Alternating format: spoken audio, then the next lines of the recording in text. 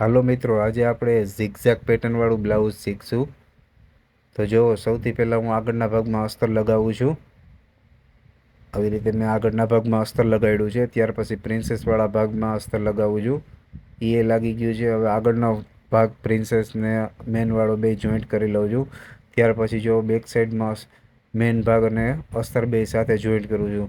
એમાં હાથ સિલાઈ ન કરવી પડે એના માટે મેં મેન કાપડની પટ્ટી વાળી છે. ત્યાર પછી જો આપણે અહીંયા લુક્સ લગાડવાના છે એટલે આપણે 1.5 ઇંચના નિશાન કર્યા છે. જો આવી રીતે એક એક લુક્સ મૂકતું જવાનું છે. સિલાઈમાં અંદર જાય એવી રીતે રાખવાનું છે. ત્યાર પછી જો એનું વધારાનું હું કાપી નાખું છું. સેમ એવી જ રીતે બીજી સાઈડ આપણે એક એક લુક્સ મૂકવાના છે. જો લુક્સ મૂકી દીધા છે, એનું વધારાનું પણ કાપી નાખ્યું, બે સરખા થઈ ગયા. ત્યાર પછી આપણે આવી રીતે કેનવાસ પટ્ટી લગાડવાની હોય છે. કેનવાસ પટ્ટી મેં પહેલેથી જ ચોંટાડીને રાખી હતી. જો બેક સાઈડ લગાડી, હવે આગળના ભાગમાં લગાડી. ત્યાર પછી શોલ્ડર જોઈન્ટ કરું છું.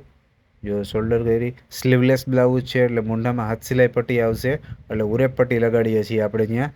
જો એ રીતે મેં ઉરેપ પટ્ટી ફટાફટ લગાડી દીધી છે. હાથ સિલાઈ માટે આવી રીતે કવર કરવા માટે આવી રીતે કવર કરી લેશું. એ કવર કરી છે.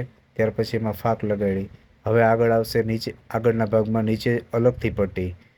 આગળનો ભાગ થઈ ગયો. હવે જો પાછળ કંઈક આવી રીતે દેખાય છે. એમાં આપણે દોરી બનાવીને જ રાખી હતી. ત્યાર પછી એક લુક્સ મૂકી અને એક લુક્સમાં આપણે દોરી પોરવશું. જો એક એક લુક્સનો ડિસ્ટન્સ છે, એક જ દોરીથી પોરવવાનું છે. પહેલાં આ સાઈડ આવે, પછી એની સામેની સાઈડ આવે, ત્યાર પછી પાછું આ સાઈડ આવે.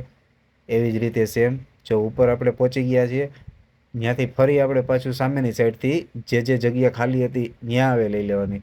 જો એ સાઈડ કરી, વચ્ચે એક એક જગ્યા જે ખાલી છે આપણે એમાં દોરી પોરાવવાની છે, એટલે એની મસ્ત ચેક્સ પડશે. જો સેમ એવી જ રીતે એક પછી એક હું દોરી અલગ અલગ લુક્સમાં પોરવતો જાઉં છું. જો હમણાં તમને બતાવું કે કઈ રીતે દેખાય છે. આ તૈયાર થઈ જાય પછી જો આને ઝિગઝેગ પેટર્ન કહેવાય છે, અને લુક્સવાળી દોરીવાળી લુક્સવાળી પેટર્ન પણ કહેવાય છે. બેકલેસ બ્લાઉઝ છે. જો આ તમને કેવું લાગ્યું ને એ કોમેન્ટમાં ખાસ જણાવજો. અને જો તમે નવા હોય ને તો અમારી ચેનલને સબસ્ક્રાઈબ કરજો. અને જો અમારી કંઈ ભૂલ હોય તો તમે અમને જાણ કરજો. ચાલો પાછા મળશું એક નવા વિડીયોમાં.